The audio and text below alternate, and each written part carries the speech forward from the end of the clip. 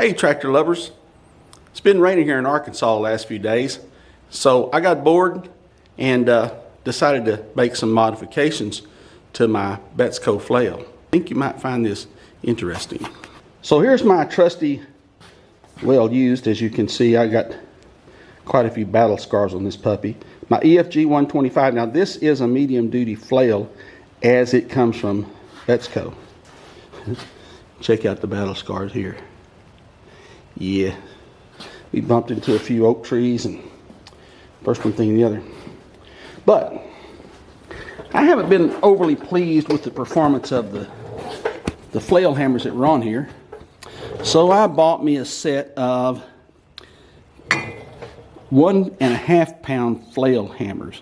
It comes with 1 pound hammers on it, and they are considerably smaller than these 1.5 pounders.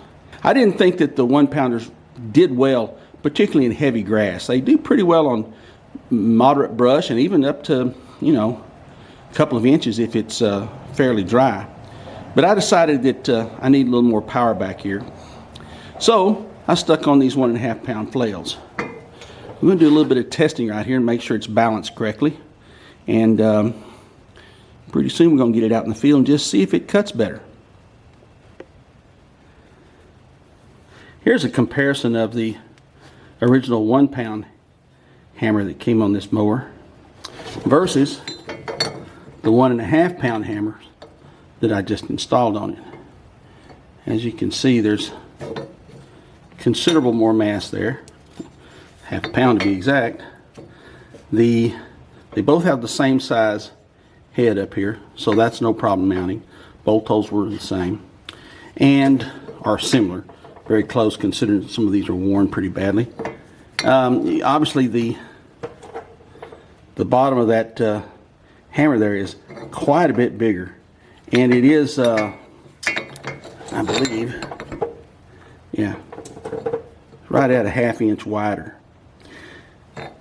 So I had the following questions when I started this. Number one, will this create so much mass back here that the 25 horsepower, so I've got coming out of the PTO shaft, be able to spin this up to a valid PTO speed?